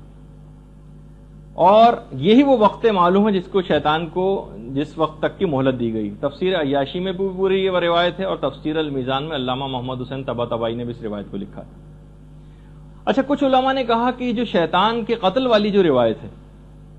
اس سے مراد فزیکلی شیطان کا قتل کرنا مراد نہیں، کچھ علماء نے یہ بات بھی کہی، بلکہ اس کے معنی یہ ہیں کہ ابلیسی مکر و فریب کا جو نظام ہے دنیا سے یہ ختم ہو جائے گا، ابلیسی نظریات بالکل ختم ہو جائیں گے اور عقل اور ایمان کی حکومت اس دنیا کے اوپر قائم ہو جائے گی۔ اچھا، اب کیونکہ ہم اس موقع پر آ گئے کہ حضرت حجت اس دنیا سے رخصت ہوں گے اور اس کے بعد پھر ہمارے تیسرے امام جن کی رجت سب سے پہلے ہوگی 70 انبیاء اور شہدائے کربلا کے ساتھ تشریف لائیں گے. کچھ لوگوں نے آ کر باقاعدہ مفضل نے آ کر امام سے کہا، شکایت کی کہ کچھ لوگ رجت کے قائل نہیں. ان کے متعلق آپ امام کیا فرماتے ہیں؟ اچھا ایک بات اور بتا دوں، اب یہ تھوڑے سی فقہی بحث ہے کہ جو رجت کا نظریہ ہے یہ ایک زمانہ تھا کہ جب یہ نظریہ ضروریات مذہب شیعہ میں سے ہوا کرتا تھا. ضروریات مذہب شیعہ ایک باقاعدہ ٹرم ہے، یعنی جس کو کا اگر انکار کر دیا جائے تو وہ شیعت سے خارج ہو جاتا تھا. لیکن موجودہ علماء کا جو نظریہ ہے وہ یہ ہے کہ رجت کے اوپر اعتقاد رکھنا یہ ضروریات مذہب شیعہ میں سے نہیں. یعنی اگر کسی شخص کو اس کے متعلق معلومات ہی نہیں ہے، یا اگر وہ اس طرح کی روایات سنتا بھی، جس میں ابھی آخر ہم آگے چل کر تذکرہ کریں گے بھی اس کا، تو بہرحال اس کی شیعت پہ اس سے کوئی فرق نہیں پڑتا. جب رجت کا موقع آئے گا تو خود ہی دیکھا جائے گا. اور ابھی ایسا کوئی نہیں ہے کہ اگر کسی کو اس کا اعتقاد نہ ہو یا اگر آپ کسی کو یہ بات بیان کریں اسے یقین نہ آئے تو گویا وہ شیعت سے خارج سمجھا جائے. یہ والا ایسا نہیں. اور بس ایک جملہ کہوں گا، اب جس کو سمجھ آئے نہیں آئے تو نہیں، وہ یہ ہے کہ ضروریات مذہب شیعہ بھی بعض اوقات یہ جو نظریہ ہے کہ کون سی چیز ضروریات مذہب میں ہے اور کون سی چیز ضروریات مذہب میں نہیں، یہ بھی وقت گزرنے کے ساتھ کچھ مسائل میں تبدیلی ممکن ہے. ایک زمانے میں ایک چیز ضروریات مذہب شیعہ میں سے ہو اور کچھ عرصہ گزرنے کے بعد وہ ضروریات میں سے نہ رہے. یہ بہرحال ایک فقہی مسئلہ ہے، جس کو ایک اصولی مسئلہ ہے، جس پہ فی الحال اس پہ بات کرنے کی تو ضرورت نہیں ہے. تو مفضل نے آگے کہا کہ مولا کچھ ایسے افراد ہیں کہ جو رجت کے اوپر یقین نہیں رکھتے. تو امام نے کہا کہ کیا ان لوگوں نے ہمارے جد امجد کی وہ اور اہل بیت سے مروی وہ احادیث نہیں سنی جس میں بار بار ائمہ اطہار کی واپسی کی خبر دی گئی؟ کیا انہوں نے قرآن کی وہ آیت نہیں سنی، وَلَا نُذِيقَنَّهُم مِّنَ الْعَذَابِ الْأَدْنَىٰ دُونَ الْعَذَابِ الْأَكْبَرِ، جو باقاعدہ امام نے پھر آیت پڑھی کہ ہم انہیں بڑے عذاب سے پہلے چھوٹے عذاب کا مزہ چکھائیں گے. تو کہا کہ بڑا عذاب تو قیامت کا عذاب ہوگا اور چھوٹا عذاب اس دنیا میں ان ظالموں کے لیے رجت کے زمانے کا عذاب ہے. من العذاب الادنی دون العذاب الاکبر، ہم چھوٹے عذاب سے پہلے ان کو بڑے عذاب سے پہلے انہیں چھوٹے عذاب کا مزہ چکھائیں گے. تو بڑے عذاب سے مراد قیامت کا عذاب ہے اور چھوٹے عذاب سے مراد رجت کا عذاب ہے. اچھا اسی طریقے سے امام نے ایک اور بھی دلیل فرمائی. کہا کہ یہ جو جب مولا سے پوچھا گیا کہ مولا یہ جو سورہ تکاثر کے اندر ہے کلا سوف تعلمون ثم کلا سوف تعلمون، تو اس کے متعلق انہیں معلوم چل جائے گا اور انہیں عنقریب معلوم چل جائے گا، اس کے متعلق آپ کیا کہتے ہیں؟ تو امام نے فرمایا کہ اس سے بھی مراد کہ ایک تو عنقریب ان کو رجت میں معلوم چل جائے گا، بہار الانوار کی جو تیسری جلد ہے اس کے اندر یہ روایت ہے، اور دوسرا ان کو قیامت میں معلوم چل جائے گا. کلا سوف تعلمون ان کو پتہ چل جائے گا، ثم کلا سوف تعلمون اور ان کو عنقریب پتہ چل جائے گا. تو یہ دو دفعہ اس کی تکرار کیوں آئی؟ تو امام نے کہا کہ ایک دفعہ ان کو رجت میں پتہ چلے گا اور ایک دفعہ قیامت میں. سید مرتضیٰ شیخ مفید کتنے ہی ہمارے علماء ایسے گزرے ہیں کہ جنہوں نے باقاعدہ رجت کے موضوع پر تواتر کا دعویٰ کیا اور کہا کہ اس پر اجماع ہے، اور کتنی زیادہ روایات سے اس کی تاکید بھی آئی ہے اس نظریے کی کہ باقاعدہ زیارت جامعہ جو کہ تمام ائمہ کی ایک ہی زیارت پڑھی جاتی ہے، یعنی اگر کوئی زیارت جامعہ پڑھ لے تو سب اماموں کی زیارت گویا اس نے پڑھ لی، اور جس کو علامہ مجلسی نے کہا کہ سب سے صحیح ترین زیارت ہے زیارت جامعہ. اس کے اندر بھی ہے مصدقن برجعتکم، اے مولا میں آپ کی رجت کی تصدیق کرتا ہوں، اے ائمہ معصومین میں آپ کی رجت کی تصدیق کرتا ہوں. اسی طریقے سے جو زیارت وارثہ میں جو چھٹے امام سے جو چیز بیان ہوئی ہے، انی بکم مؤمن و بایابکم موقن، میں آپ پر ایمان رکھتا ہوں اور آپ کی واپسی پر بھی ایمان رکھتا ہوں. یہ بھی اس بات کی نشاندہی، کبھی آپ ترجمے کے ساتھ پڑھیں زیارت وارثہ، انی بکم مؤمن و بایابکم موقن، میں آپ پر ایمان رکھتا ہوں اور آپ کی واپسی کے اوپر بھی ایمان رکھتا ہوں. اس سے بھی ہے. اسی طریقے سے زیارت آل یاسین جس کی کہا جاتا ہے کہ دیدار امام کے لیے جو سب سے مجرب ترین زیارت ہے وہ زیارت آل یاسین. اگر کوئی زیارت کرنا چاہے امام کی اپنی آنکھوں سے تو زیارت آل یاسین پڑھے. اس کے اندر بھی ہے انا رجعتکم حق، میں گواہی دیتا ہوں کہ آپ کی رجعت اور واپسی بالکل برحق ہے۔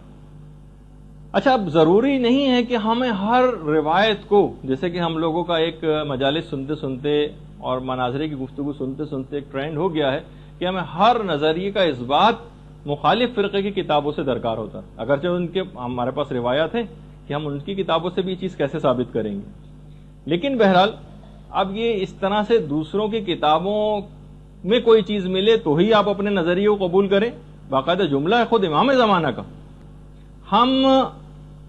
معرف کی جو جستجو ہے، یہ جو آپ کوئی چیز حاصل کرنا چاہتے ہیں، معرف کی جستجو ہم اہل بیت کے سوا کسی اور سے حاصل کرنا ایسا ہی ہے جیسے ہمارا انکار کرنا۔ یعنی ہم یہ نہیں کہ ہمیں فلاں فلاں کی کتابوں سے اگر رجعت کے متعلق ہمیں دلائل ملے تو ہم اس کو مانیں گے، ورنہ ہم اس کو نہیں مانیں گے۔ تو بہرحال اچھا، اب ایک اور بھی چیز ہے کہ ایک عمل ہے جو کہ سید علی ابن طاؤس نے مصباح الزائر میں لکھا ہے کہ چھٹے امام سے بھی روایت ہے کہ جو شخص بھی 40 صبح دعائے عہد کو پڑھے وہ حضرت قائم کے انصار و اعوان میں سے قرار پائے گا۔ جو بھی 40 صبح دعائے عہد کو پڑھے، اور اگر یہ شخص ظہور سے پہلے فوت ہو گیا تو ظہور کے بعد دوبارہ زندہ کر کے اس کو حضرت حجت کی خدمت میں بھیجا جائے گا، اور یہ بھی جو دعائے عہد ہے اس کے ہر حرف کے بدلے 1000 نیکیاں لکھی جاتی ہیں، اور ہر حرف کے بدلے 1000 گناہ نامہ اعمال سے محو کیے جاتے ہیں۔ باقاعدہ دعائے عہد یہ آپ کتابوں کے اندر آپ کو مل جائے گی۔ اچھا، اس زمانے کے لحاظ سے پھر ایک اور بات اور بھی ہے کہ کوفہ اور نجف، جیسے کہ میں نے اس سے پہلے کہا تھا کہ روایات میں ہے کہ حضرت حجت کی جو ظہور کی علامات ہے اس میں سے کوفہ اور نجف مل جائیں گے۔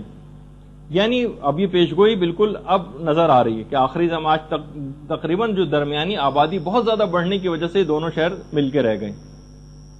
اچھا، زمانے رجعت کے اندر جو یہ بھی روایات کے اندر آیا ہے کہ پیغمبر اسلام کی بھی حکومت دوبارہ ہوگی، تقریباً 50,000 سال پیغمبر اسلام کی حکومت ہوگی، اور 44,000 سال مولا کائنات علی ابن ابی طالب علیہ الصلوۃ والسلام کی حکومت ہوگی۔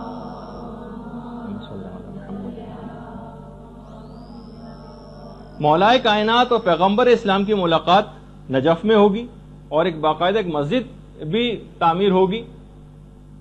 پہلے امام کے لحاظ سے بھی ایک ہے، اور ایک زمانے رسول خدا کے لحاظ سے بھی ایک روایت آئی کہ اس میں 1200 دروازے ہوں گے، جبکہ امام زمانہ والی جو مسجد ہے اس کے متعلق 1000 دروازوں کی جو سید ابن طاؤس نے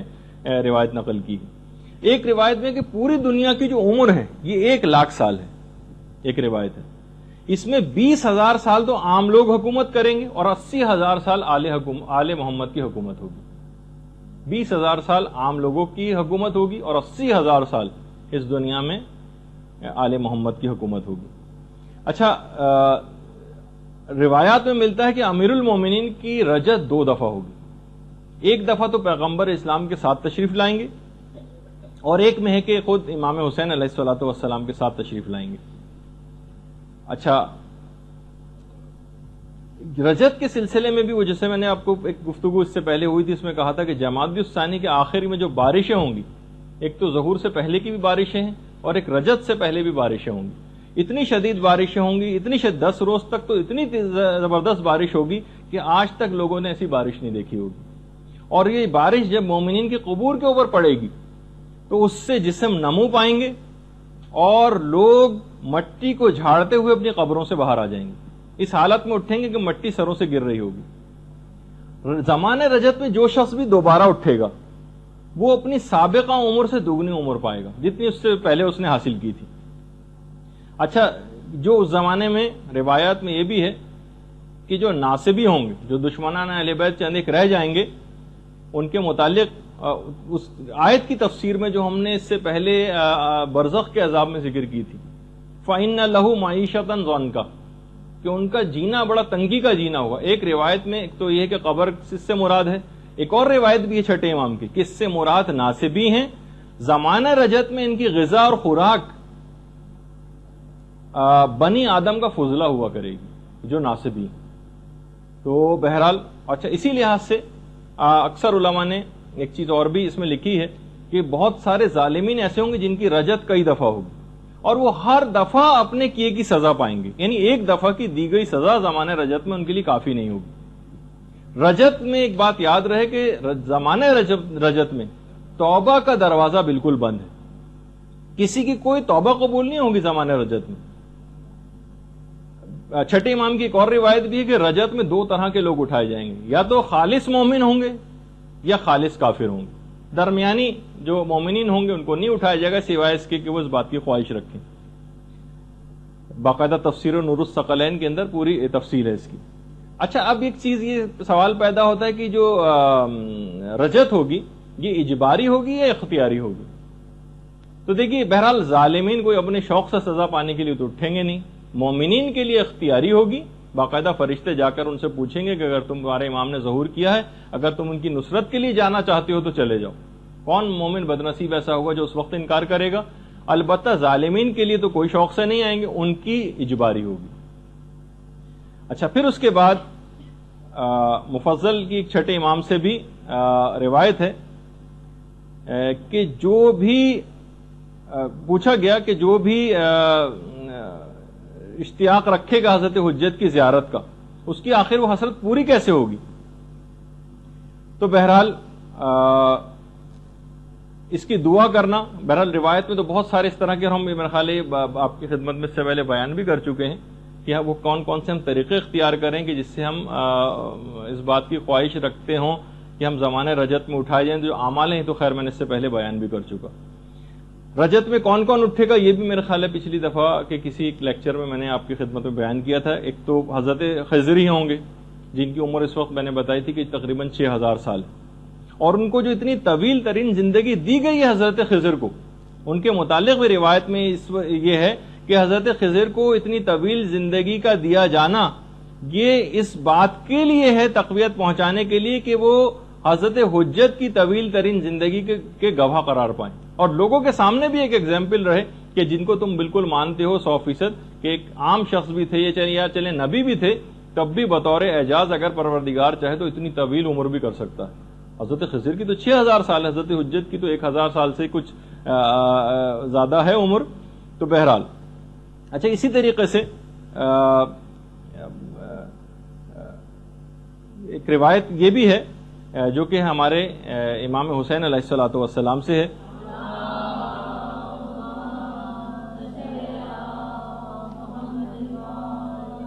کہ میں وہ پہلا شخص ہوں گا کہ جو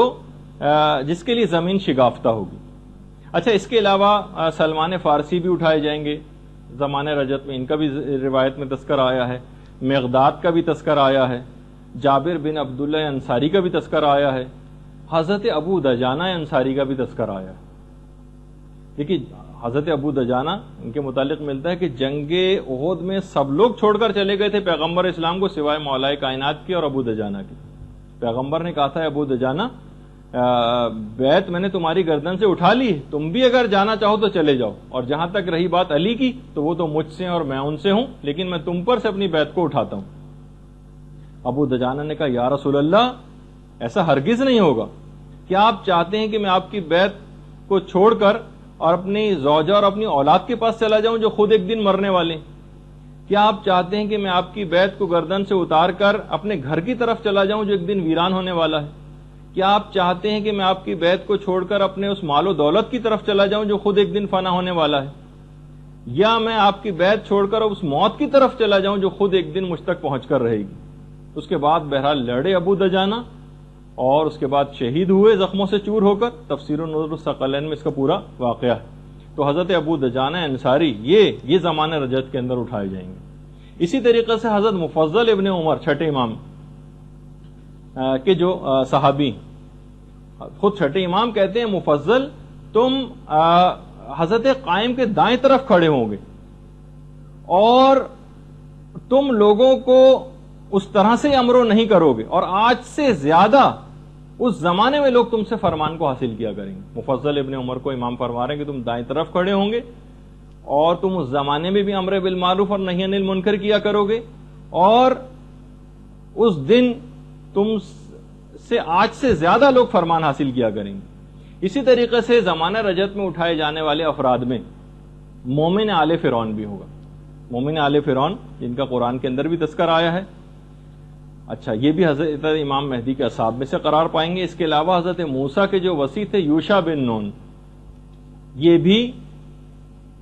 زمانے رجت میں اٹھائے جائیں گے. روایت میں ملتا ہے کہ ان کی بھی جو زندگی ہے حضرت یوشع کی، یہ جو ان کے وصی تھے حضرت موسیٰ کے، ان کی زندگی بہت زیادہ حضرت امیر المومنین کی زندگی سے مماثلت رکھتی. چھٹے امام فرماتے ہیں کہ انہوں نے حضرت موسیٰ کے بعد بہت تکلیفیں اٹھائیں، اور بالکل پیغمبر اسلام کی طرح سے ہی حضرت موسیٰ کی جو زوجہ تھی، ان کو کچھ منافقین نے اس بات کے لیے تیار کیا کہ وہ حضرت یوشع کے ساتھ جنگ کریں، اور جنگ ہوئی. بہرحال حضرت یوشع کو اس میں فتح نصیب ہوئی، اور حضرت شعیب کی جو بیٹی تھی یہ اصل میں حضرت موسیٰ کی زوجہ تھی. یہ جب گرفتار ہو کر لائیں تو حضرت یوشع نے ان کو معاف کر دیا. البتہ ایک بات اور بھی کہی کہ میں جب قیامت کے دن حضرت موسیٰ کے پاس جاؤں گا تو آپ کی شکایت کروں گا، کیا آپ کی وفات کے بعد آپ کی زوجہ نے کس طرح سے مجھ سے جنگ کی. تو زوجہ حضرت موسیٰ نے کہا وائے ہو مجھ پر، خدا کی قسم اگر مجھے جنت میں جانے کی اجازت مل گئی تو میں اس میں داخلے سے شرم کروں گی کہ موسیٰ وہاں پر موجود ہوں گے، میں نے کیسے منہ دکھاؤں گی کہ میں نے ان کی حرمت کو پامال کیا اور پردے سے باہر نکل آئی اور ان کے وصی سے میں نے جنگ کی. یعنی بالکل وہی مولا امیر المومنین کے واقعات سے بہت مماثلت ان میں رکھی ہے. البتہ علماء نے کہا ایک فرق ہے کہ مولا کے زمانے میں جو خاتون تھیں وہ آخری وقت تک یہی تصور کرتی رہیں کہ انہوں نے قرآن کے حکم وقرنا فی بیوتکنہ کے قرآنی حکم کی مخالفت نہیں کی. اے نبی کی بیویوں گھروں میں رہو. انہوں نے تو کہا میں نے پردے کو پامال کیا اور گھر سے باہر نکل آئے، ان کے وصی سے جنگ کی، لیکن وہ خاتون بہرحال آخر وقت تک یہی کہتی رہیں کہ میں نے کوئی غلطی نہیں کی. اچھا اسی طریقے سے اصحاب کہف کے متعلق ہے. یوشع بن نون بھی آئیں گے اور اصحاب کہف یہ بھی آئیں گے. اصحاب کہف کے تو متعلق ہے کہ سب سے پہلے دن جب خانہ کعبہ میں لوگ جمع ہوں گے سب سے پہلے اصحاب کہف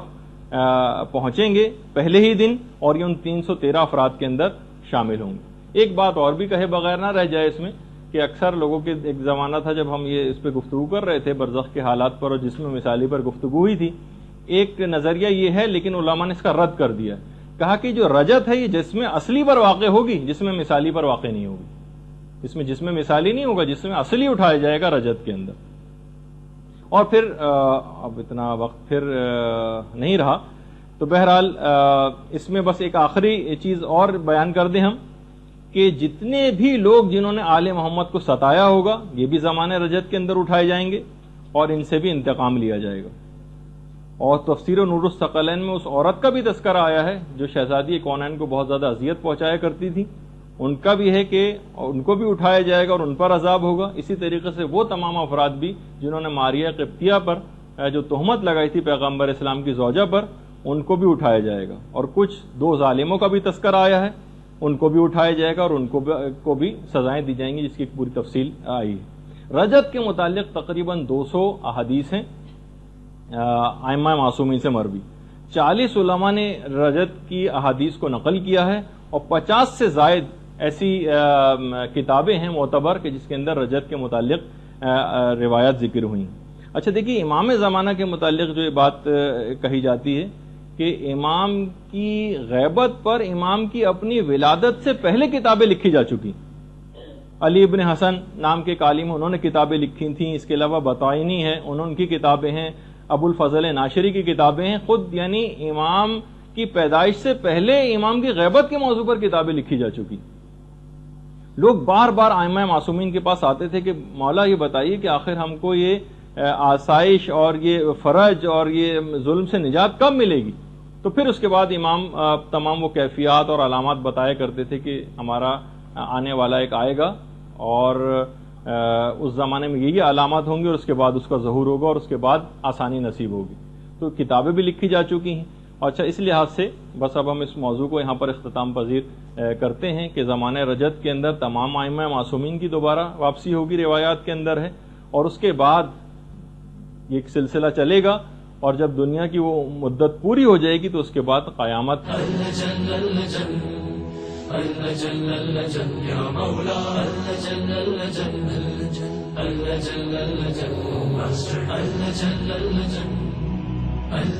يا صاحب السماء